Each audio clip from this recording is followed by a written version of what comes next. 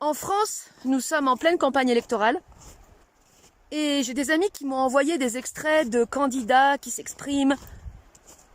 Curieux de voir un peu ma réaction par rapport aux idées et au programme de certains. À l'intérieur de tout individu, il y a un être.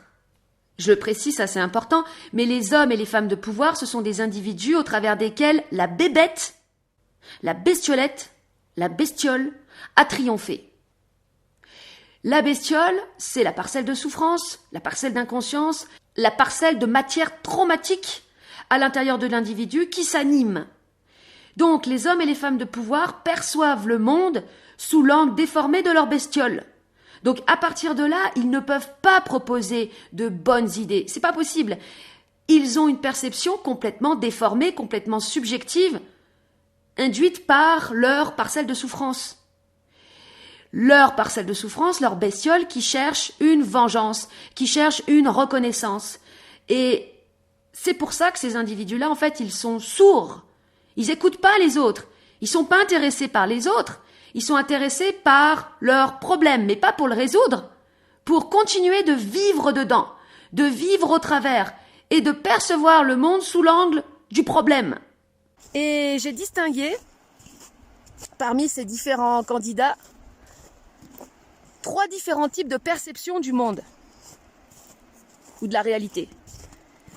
L'idéalisme, l'idéologie et le réalisme.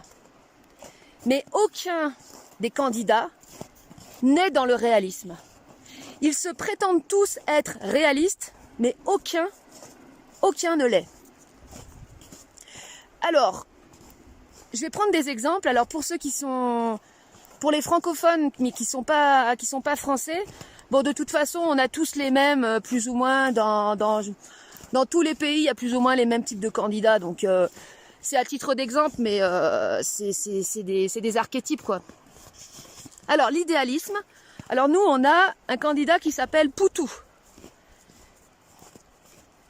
Lui, il est l'exemple parfait de l'idéalisme. L'idéalisme, qu'est-ce que c'est ? C'est une conception complètement naïve et complètement perchée du monde. C'est une conception issue d'un individu qui n'a pas grandi, qui est resté un enfant dans sa tête. Petite parenthèse, on entend souvent dire « il faut rester un enfant, il faut garder son âme d'enfant ». C'est bizarre cette expression. Rester, garder, conserver. C'est contraire à la vie. La vie, c'est un principe de transformation perpétuelle. Quand quelqu'un dit j'ai gardé mon âme d'enfant. Qu'est-ce que ça veut dire ? Ça veut dire j'ai gardé ma matière traumatique d'enfant traumatisé en moi. Parce que l'âme, je ferai une vidéo spéciale là-dessus, en fait l'âme c'est, comme l'inconscient, c'est une cassette enregistreuse sur laquelle tout s'enregistre. C'est là où la mémoire, donc la charge émotionnelle, s'imprime, s'imprègne. Et cette matière traumatique, c'est elle qui nous crée les déformations de la perception. Et l'idéalisme, en tant que tel, c'est un regard qui vise justement à cacher l'obscurité.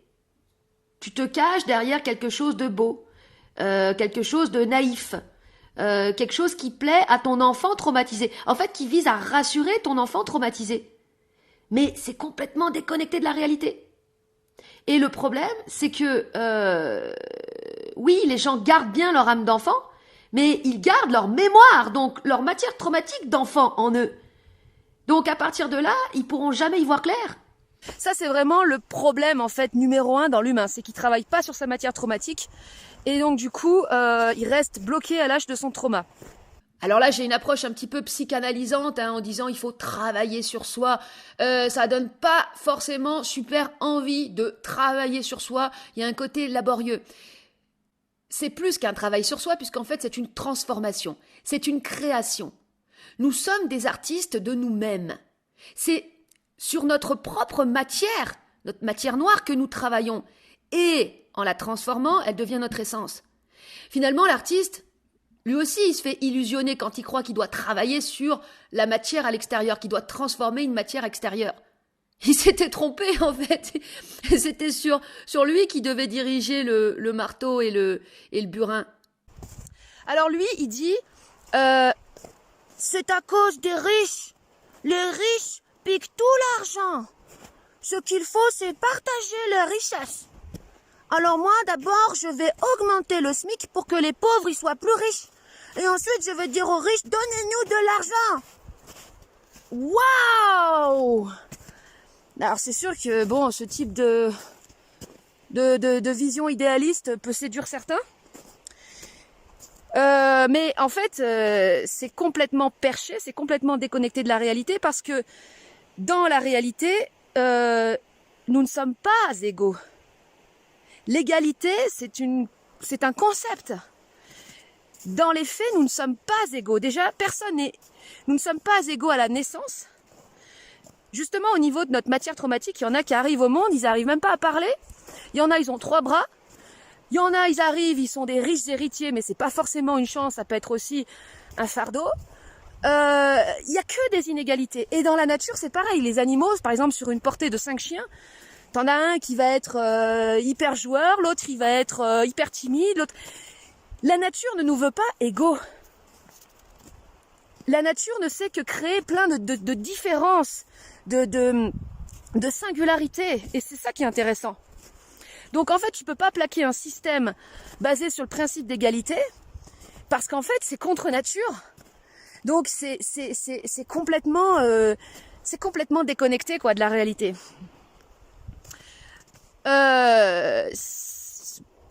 Pour ma part, je suis quasiment persuadée qu'un jour, il y aura un revenu universel, que le monde mondialisé dans lequel on s'en va avec le gouvernement mondial qui existera un jour, proposera un revenu universel, mais ça, ce sera un revenu de base.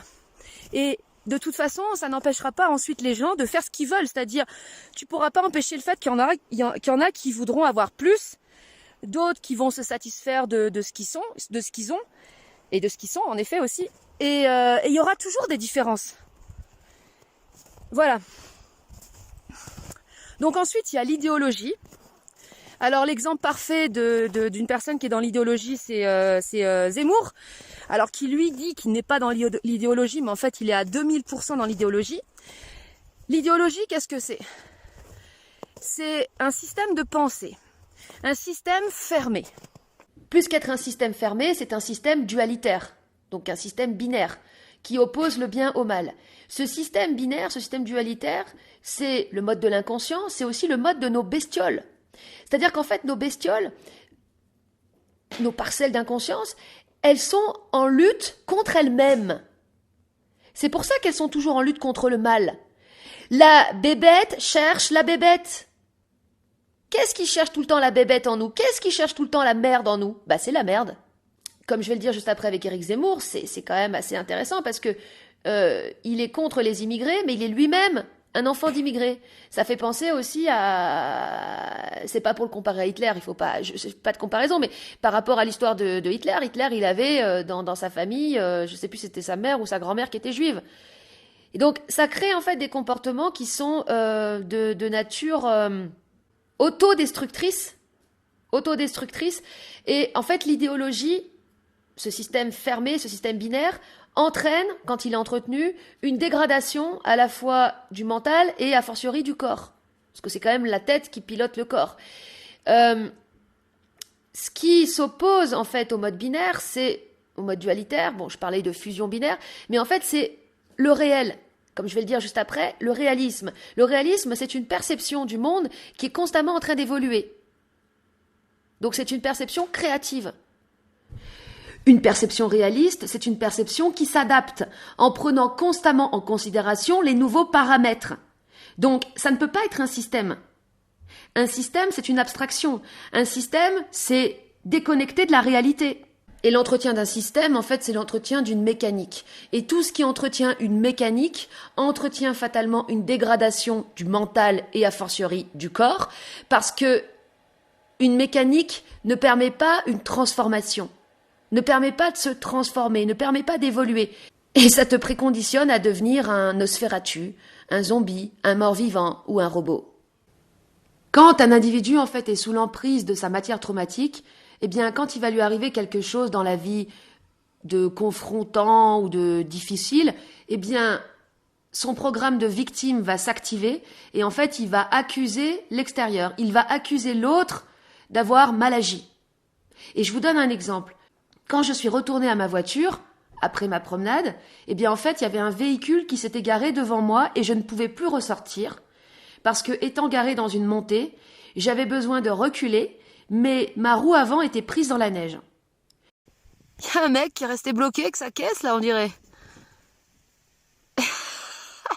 Ça doit faire à peu près 60 ans. J'aurais pu dire que c'était la faute du véhicule qui s'était garé trop près. Oui, mais sauf que moi, j'avais garé ma voiture avec une roue dans la neige, cherchant justement volontairement à bloquer la voiture afin qu'elle ne redescende pas au cas où le frein à main lâcherait. En observant la situation, eh bien en fait, j'ai pris conscience que j'avais créé un acte manqué, volontaire, pour pouvoir justement moi-même m'auto-bloquer afin de pouvoir marcher plus. Parce que je ne m'écoutais pas suffisamment, j'avais un besoin de marcher, j'avais un besoin de me déconnecter avec mon quotidien, mais je ne m'écoutais pas suffisamment. Je voulais tout de suite rentrer en pensant à ce que j'avais à faire. Et en fait, s'écouter, quand on dit il faut s'écouter, qu'est-ce que ça veut dire ? Est-ce que ça veut dire faut écouter ses pensées ? Est-ce que ça veut dire faut écouter ses réflexions ? Parce que ça veut dire il faut écouter ses bestioles. Non, s'écouter, ça veut dire il faut écouter ses besoins. Ses besoins. C'est ça que nous n'écoutons pas suffisamment au quotidien, nos besoins. Donc là, par la situation, j'ai été autocontrainte à aller marcher, donc à répondre à mon besoin. Et finalement, eh bien, j'étais contente de ma journée. Et quand je suis rentrée, 4-5 heures plus tard, eh bien, les personnes étaient parties et donc j'ai pu repartir. Mais vous voyez, une même situation peut être perçue de plein de façons différentes. Si c'est sous l'angle de la victime, eh bien, c'est l'autre qui sera mal garé. Si c'est sous l'angle de la personne qui développe une conscience d'elle-même, tu vas comprendre la signification cachée de ton acte inconscient. Et en fait, quand tu fais de la politique, tu es obligé d'être dans l'idéologie parce que si tu avais une perception du monde vraiment créative, les gens, ils n'arriveraient pas à te suivre. Pour que les gens te suivent, tu as besoin d'être hyper simpliste et donc hyper systématique ou systémique, je ne sais pas comment on pourrait dire. En tout cas, créer des systèmes. Alors lui, son système de pensée, il est à l'image de lui-même, complètement refermé sur lui-même. Et dans son système, voilà, c'est la faute des immigrés ou des réfugiés ou tous les gens qui viennent de l'extérieur parce que lui-même vient d'une famille d'émigrés. Attends, je confonds toujours émigré et immigré. Immigré, émigré. Non, émigré, c'est quand tu pars de chez toi pour aller ailleurs. Immigré, c'est quand tu viens de l'extérieur et tu... Les immigrés. Lui-même, il est issu d'une famille d'immigrés. Mais comme il n'assume pas son passé par rapport à une souffrance qu'il a jamais réellement transformée en lui-même, du coup, il se bat contre lui-même. D'ailleurs, je voulais te dire aussi, j'ai eu l'idée en me brossant les dents, les complotistes qui sont en train de dénoncer le fait que Brigitte Macron serait un homme.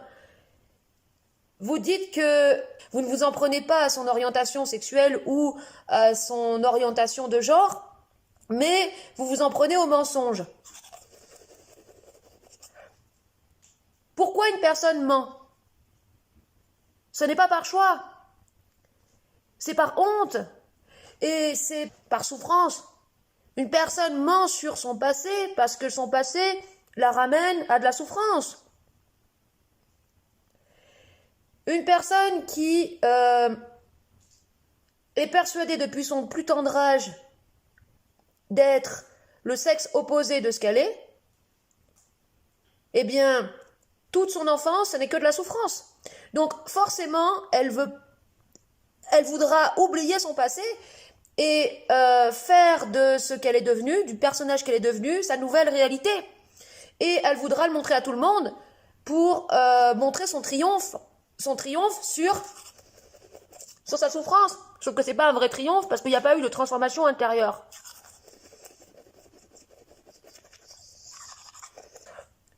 ma part, si j'étais à la place de Brigitte Macron, et si c'était vrai que, en effet, je suis un homme qui s'est changé en femme, je reviens.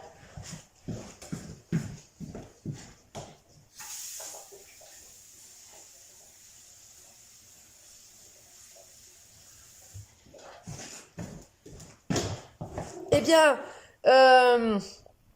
ce que je ferais, donc si c'était vrai, hein, je le dis parce que ça peut être un super conseil, c'est un conseil de coach qui vaut à peu près $1 milliard là. Hein. J'ai oublié de préciser, si Brigitte Macron était bel et bien un homme qui s'est transformé en femme, et si l'affaire tombait dans les médias mainstream, ce qui paraît quand même assez inconcevable, mais après tout, pourquoi pas, voilà ce que je ferais. Je ferais mourir le personnage Brigitte Macron, en disant que le personnage est mort du Covid. Enfin, pas que le personnage, mais que je suis mort du Covid. Parce qu'aujourd'hui, tout le monde meurt du Covid, hein, même les frères Bogdanov. Les frères Bogdanov.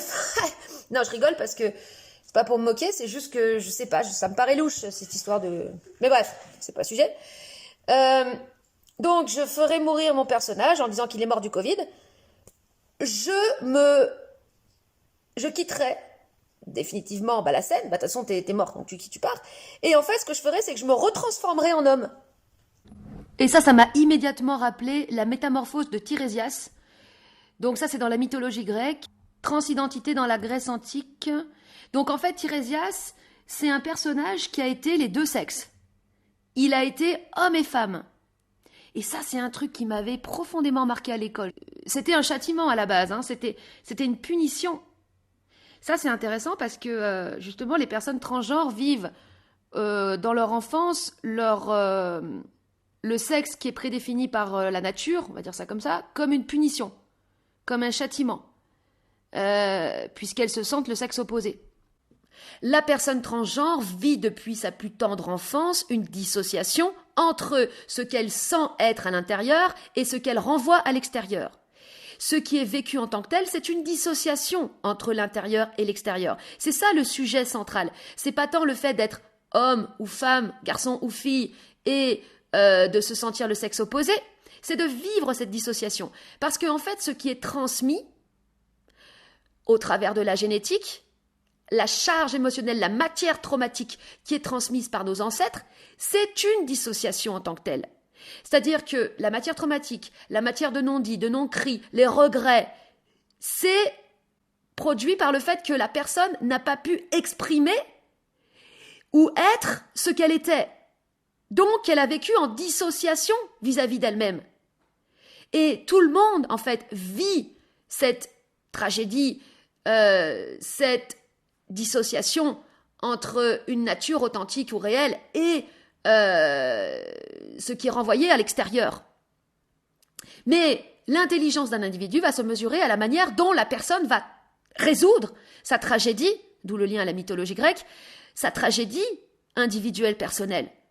Est-ce qu'elle va se transformer à l'extérieur et être finalement dépendante d'un tas de paramètres extérieurs, comme dans le cas des personnes transgenres, un traitement hormonal, ou certains costumes, ou des perruques, ou du maquillage, ou bien elle va se transformer à l'intérieur, et là, elle va s'éveiller à sa nature authentique, elle va développer, créer une substance. De toute façon, tout le monde a sa blessure d'injustice après, hein. Dans la vie, on vit tous, on a tous notre blessure d'injustice. Déjà, rien que la vie elle-même, c'est une injustice totale. Tu nais et ensuite tu meurs. T'es dans le ventre de ta mère, t'es bien, tu sors, t'es pas bien. Pourquoi tu sors? On était bien dans le ventre, là. Ah, il faut sortir. T'en chies, puis après, il faut mourir. Ouais, génial. Donc, il y a de quoi se mettre en colère, c'est sûr. Tirésias frappant des serpents accouplés pour redevenir un homme. Oh là là. Mais alors, voyez, les serpents, tout ça...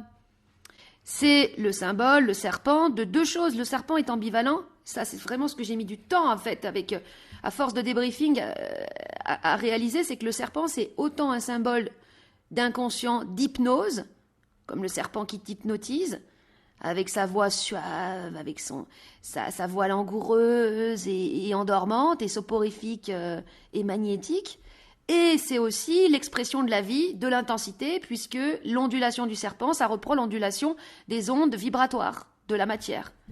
Sans compter bien sûr le rapprochement direct qu'on peut faire du serpent avec le phallus qui est l'organe qui ensemence la vie. Donc en fait dans ce monde, tout est ambivalent et tout est à la fois une seule et même chose. Le bien, le mal sont en fait une seule et même chose. Le serpent, c'est la vie, mais c'est aussi la mort, à savoir le songe, le mensonge, le monde de l'illusion. C'est pour ça que le serpent est aussi associé à Satan. Il y avait une personne, j'avais vu dans les commentaires, qui faisait remarquer que le président Macron avait de commun avec Brigitte Macron d'avoir un cheveu sur la langue. C'est ça, tu parles comme ça, c'est ça. Il y a du serpent dans tous tes mots. Et pourquoi je disais que Macron, c'était le meilleur président que la France n'avait jamais eu? Parce qu'en fait, c'est le personnage qui fait le plus remonter de matière noire, de matière refoulée chez le Français. Parce que là, on touche carrément à la peur du diable. Et ça, c'est ce qu'il y a de plus enfoui, c'est ce qu'il y a de plus profond. Il y en a qui vont jusqu'à dire « Oh, mais ce couple, c'est l'incarnation même de la bête, de l'antéchrist. » Voilà, ça va dans des extrêmes comme ça. Et il fallait que la purge se fasse. Il y a une purge réellement en cours aujourd'hui, parce qu'il y a la maladie, mais il y a aussi toute la matière refoulée qui remonte de toutes parts. Voilà une super représentation de la Kundalini, de l'énergie de vie, où on voit le serpent noir, le serpent blanc qui sont entrelacés, donc le bien et le mal, qui fusionnent. Autre chose aussi, et ce dessin est très intéressant justement, bien souvent on entend dire « Ah oui, alors s'il n'y a plus de bien, s'il n'y a plus de mal, s'il n'y a plus de morale, c'est la porte ouverte à n'importe quoi, alors n'importe qui peut tuer ou violer n'importe qui. » Et du coup, c'est la barbarie. Observez le dessin. On voit deux serpents qui s'élèvent. Cette élévation, ça représente quoi? Ça représente l'intelligence. C'est-à-dire qu'en gros, si le fait d'être au-delà du bien et du mal, ça te rend pas plus intelligent, ça ne t'élève pas, en fait, t'as rien compris. Si j'étais vraiment un homme transformé en femme, je me retransformerais en homme. Vraiment. Et là, je réapparaîtrais en disant, vous voyez, je suis bien le frère de Brigitte Macron. C'est moi Jean-Michel. Vous ne saviez pas où j'étais parce que j'étais en Amérique du Sud. J'ai vécu toute ma vie là-bas. J'ai créé un restaurant. Je peux inventer n'importe quelle fiction, ça peut fonctionner. Parce que quand tu parles d'Amérique du Sud, les gens après disent « Ouais, l'Amérique du Sud, bon, c'est pas trop. »